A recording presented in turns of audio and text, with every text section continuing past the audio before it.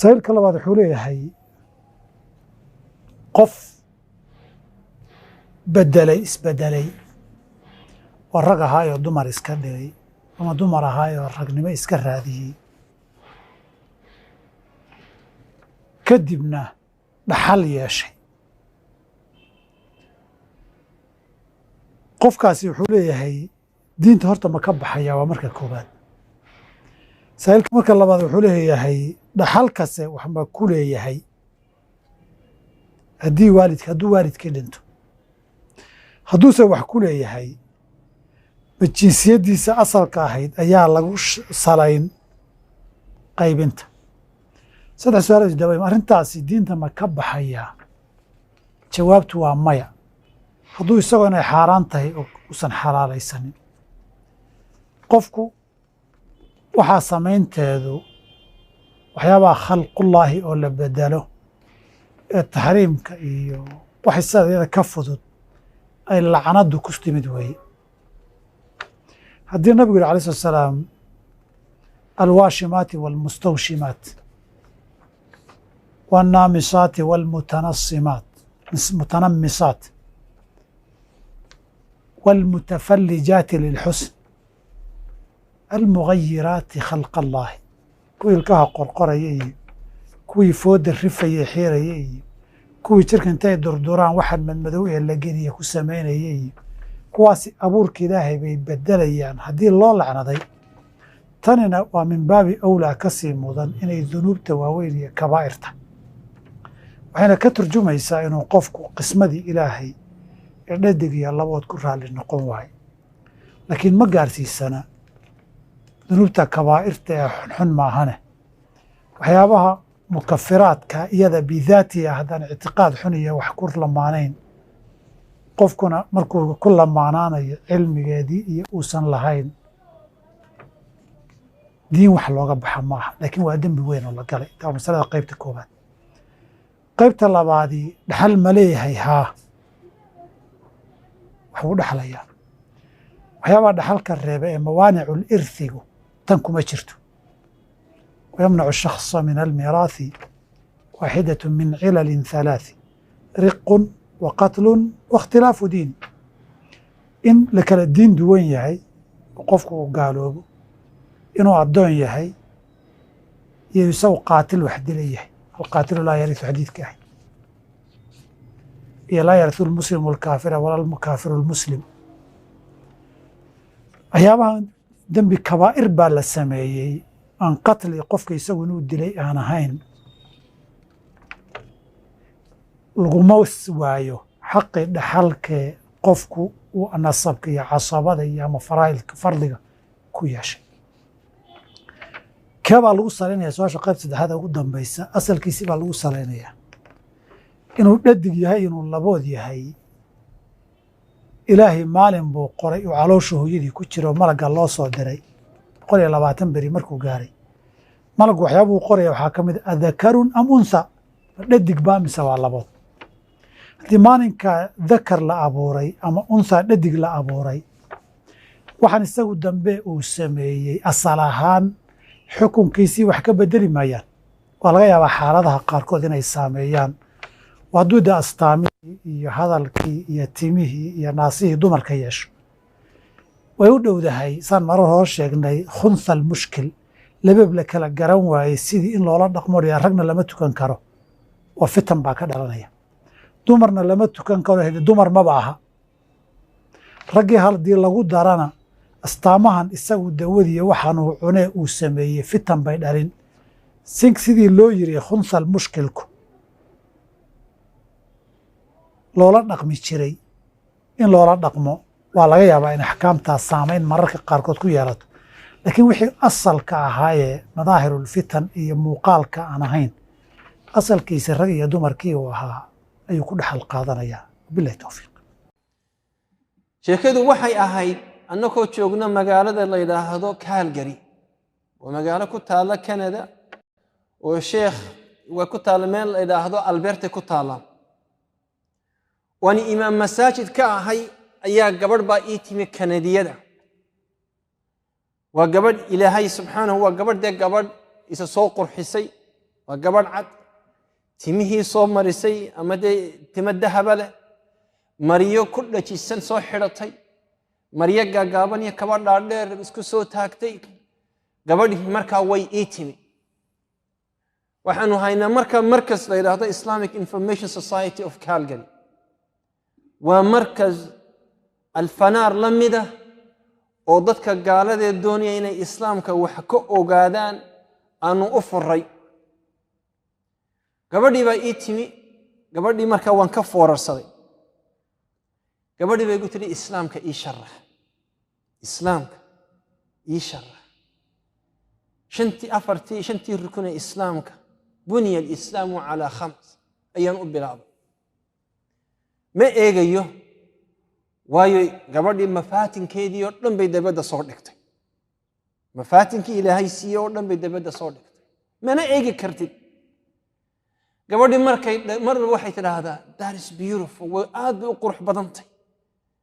ilaahay baan ka hadlaa subxaanahu wa tacaala tawxiidka inuu ilaahay keligii yahay inaan cid kale la caabudin inaanu ilaahay halkan inala joogin inaanu ilaahay inagu dhex jirin inaanu ilaahay inaan lahayn inaanu ilaahay reer lahayn inaanu ilaahay way ka mabsuuda waxay tidhi that is so beautiful aad bay u qurux badantay diinta nebi maxamed iyo icjaaskiisii iyo caalam alajinna iyo embryology-ga iyo inuu nebi maxamed sala allahu calayhi wasalam qur-aanka loogu sheegay maraaxilu ibni aadanka loo sameeyo iyo maraaxilu waxaa dhan baan u sheegay aad bay uga mabsuuday marka shantii rukun u dhammeeyey ayay tidhi I have a concern warwar baa igu jira warwarku waa maxay waxay tidhi qofkan ku hortaagan qofkaad moodaysid ma ihi waxay tidhi anigu waxaan haan jiray nin gabadh baan isu bedelay oo waxaan la baxan beertay dee waxaanad arkaysid ilaahay wixii qalabkii uu siiyena waan iska zuulay oo waan iska gooyey gabadh baan ahay ilaahay dembiga may dhaafaya ilaahay dembiga anigu markaa waxaan naxdin ayaa tolaba ma eegtaa mise waa dembi ila ma gabadhna maaha ninna maaha naagna maaha iminka ma kor baad u eegtaa oo ba wejigaad aragtaa mise waa dembi miyaad ka jeesataa maxaad u sharaxdaa haddii ay muslimto xaggaan geeyaa ma xijaab baan u xidhay dumarkaan u geeyaa kowdha mise waxaan idhaahdaa khamiis soo xido raggaysa soo dhex taga adigoo intan xambaarsan ilaahay ku barakeeye haddii aan dumarka u gudbiyo dee haddaan idinku idhahdo waa dumarkiini nin baa la tukanaya dee waa idilaysaan haddii aan halkan aan idinsoo dhex joojiyana dee khushuuci daaqadu ka boodaya horta u kaadi baan ku idhi marka waa arrin weyn waa dembi ilaahay laga galay subxaanahu wa tacaala khalqigii ilaahay ku siiyey subxaanahu nin buu kaa dhigay nin buu ku abuuray qaraar baad gaadhay inaad dawooyin isku mudid inaad waxyaaba isku beertid inuu aaladii ilaahay ku siiyey aad ka goysid inaad meel kale waxyaabuu ilaahay subxaanahu wa tacaala kugu talingelin baad dhex gashay bal u kaadi ilaahay wuxuu ii hawl yareeyey inaan sacuudiga tago marka waxaan la kulmay cabdalla alxuqayl wadaadda yidhaahdo ani waa sheekha ii geeye muftigii buu ii geeyey muftigii baan ku uhi yaa fadiilati sheekh xaalad sidaa iyo sidaa iyo sidaasaa jirta fama alxukm wadaadkii intan ka filayey inuu fatwo isiiyo wuu dawakhay markaasuu maroora dilaacay qaala ayucsi illaah بهذه الطريقة ومساسة إلهي دم الله قلها إنا لله وإنا إليه راجعون لا حول ولا قوة إلا بالله مركاسو مرة يقسي تشيستا مركاسو ويغنور قريبا وذاتك هل كاسان أكفر لي يا شيخ وحنقول يا شيخ قفك السوغية كان إذا كنا قنيا افتينا في المسألة شيخ مركا يا أمس wax allaalayo wuxuu igu idhaahdo markan la hadlaba wuxuu idhahdaa laa xawla walaa quwata ila billah yaa sheekh gabadhi mayayn muslim misagaal bayn ku daynaa laa xawla walaa quwata ila billah markaasaan ku uri yaa sheekh azilak min ashicri bayt aan kuu sii kordhiyo waana guurdana maxaynu samaynaa markaasuu yidhi inna lillahi wa inna ilayhi raajicuun mid daba fadhiyaa yidhi yaa sheekh qul lahu yaktub fanajcaluha aw nadacha amaama allajna fatwada ha soo qoro wadaadku ha soo qoro waxaan u gudbinaynaa way inaga weynaatay macsiyadaasi fadhigii marka wixii meesha joogay oo dhan xanshashaq war miya dhacday ma ilaahay baa sabab dembi looga galay ma macsiyada waxaan dareemay marka majliska ina dembiga ilaahay laga galay ee kanada lagaga galay ee qof gaali uu ka galay inuu taabtay wadaadka halkaa jooga waxaana ii caddaysay marka wadaadkan in hor fadhiya inuu dareen iimaan wadnihiisa uu ku jiro inuu wadnihiisu marka aanu aradin oo aanu asaguna angegnayna inuu ilaahay subxaanahu wa tacaala iimaankii ku daayey oo iimaankii ku abuuray waxaan jecelahay markaa walaalayaal inaan intaa ku soo gunaanado ilaahay subxaanahu wa tacaala waqtiga haynoo barakay laakiin calaamado fara badan baa jira oo la isku arko haddii inta aan taataabtay aad isku aragtid ama aad ogaatid inaad calaamadaha ay adigu aad calaamadaad ku dhex jirtid ay yihiin isgaad oo nafta badbaadi oo wadnaha waxaad ku rushaysaa shay min dikri illaah wa tilaawati alqur'aan iyo masaajidkoo la yimaado iyo naftaad aad u xakamaysid waayo naftan bini aadamkii waa cajiib waxaad bartid ayay raacdaa haddii aad markaa طaacat illaah iyo qiyaama leyl iyo dikr iyo qiraa'at alqur'aan iyo waxyaabaha ilaahay uu jecel yahay aad nafta ku maaweelisidna naftu way ku soo raaci haddii aad ku mashquulisid waxyaaba bilaa macno ah ciyaaro la daawanayo suuq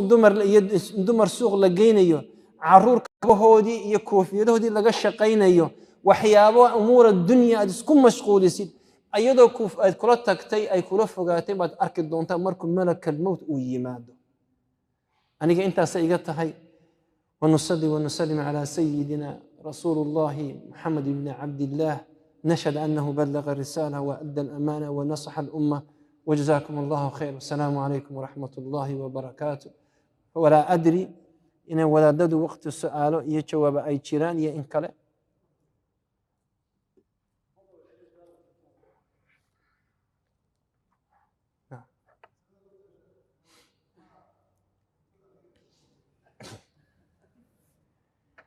حكمي gabadha maxay ka gaadhay culimadu horta culimadii way isku khilaaf way sheekh ali sheekh